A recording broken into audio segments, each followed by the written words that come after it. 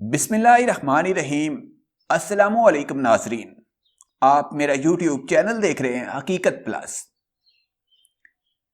تیسری عالمی جنگ کے بادل منڈلانے لگے، عالمی سمندر میں نیوکلیئر وار شپس نصب،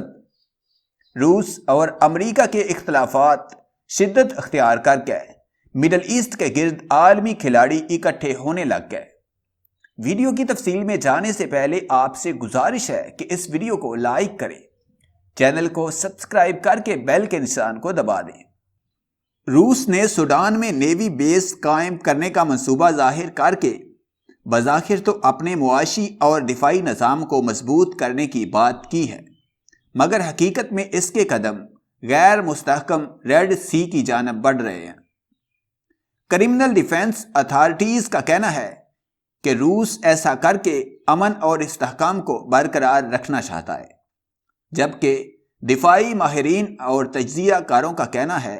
کہ چونکہ سبھی عالمی طاقتیں مڈل ایسٹ کے گرد اکٹھے ہونے جا رہی ہیں، اس لیے روس بھی جلد از جلد سمندر میں اپنی موجودگی اور گرم پانیوں کے گرد اپنی پہنچ جمانا چاہتا ہے۔ سبھی عالمی طاقتوں، جن میں روس، امریکہ اور اسرائیل کے علاوہ چین شامل ہیں، اس وقت مڈل ایسٹ، افریقہ اور دوسرے مشرقی کناروں کی طرف اپنے قدم بڑھانے پر لگے ہوئے ہیں۔ چین ان سے بھی قبل اپنی پہلی اوورسیز نیول بیس کی بنیاد ایسٹ افریقہ میں رکھ چکا ہے، اور مزے کی بات یہ ہے کہ اسی جگہ پر امریکہ نے بھی اپنی نیول بیس قائم کی ہوئی ہے۔ ترکی بھی اس جنگ میں پیچھے نہیں ہے، اور اس نے بھی شمالی بندرگاہ کی طرف قدم بڑھانے شروع کر دیے ہوئے ہیں۔ تاہم روس کا سوڈان اور پھر ریڈ سی میں بیٹھنے کا مطلب یہ ہے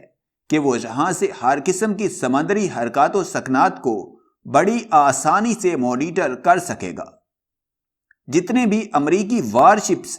ریڈ سی، عربین سی میں موجود ہیں یا مستقبل میں جائیں گے، وہ سویز کنال کو ٹچ کر کے جائیں گے۔ روس کی اس نیول بیس پر نیوکلیئر وار شپس، آبدوزیں اور سینکڑوں کی تعداد میں فوجی تعینات ہوں گے۔ روس اور سوڈان کے درمیان طے پانے والے معاہدے میں یہ بات لکھی گئی ہے کہ روس کی اس نیول بیس کا مقصد خطے میں امن و امان کی صورتحال کو برقرار رکھنا ہے، اور کسی دوسرے ملک کے راستے میں کوئی رکاوٹ کھڑی نہیں کرنی۔ یہاں صرف روسی آرمی کے بیڑے آرام کرنے کے لیے رکیں گے اور مکینیکل کام کے لیے بیڑے لائے جائیں گے، جبکہ معاہدے کی روح سے اس نیول بیس پر ایک وقت میں صرف 4 نیوکلیئر وار شپس موجود ہوں گے، جبکہ اس بیس بنانے کی اجازت کے بدلے میں روس سوڈان کو ملٹری ہتھیار اور دوسری دفاعی چیزوں کے علاوہ ایئر ڈیفنس سسٹم بھی مفت میں مہیا کرے گا۔